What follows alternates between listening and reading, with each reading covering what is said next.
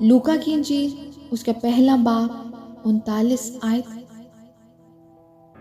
मरियम अलिशबा से मुलाकात करती है।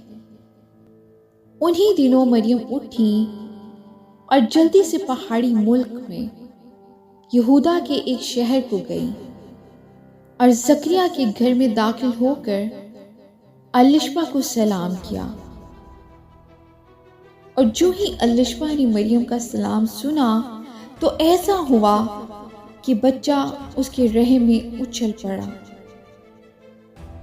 और अलिशबा रूहुल कुद्दस से भर गई और बुलंद आवाज से पुकार के कहने लगी कि तू औरतों में मुबारक और तेरे रहम का फल मुबारक है।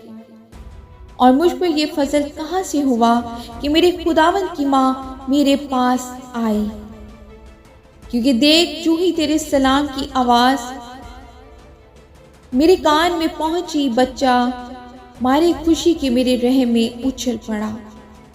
और मुबारक है वो जो ईमान लाए, क्योंकि जो बातें खुदावंद की तरफ से उससे कही गई थी वो पूरी होंगी। आमीन।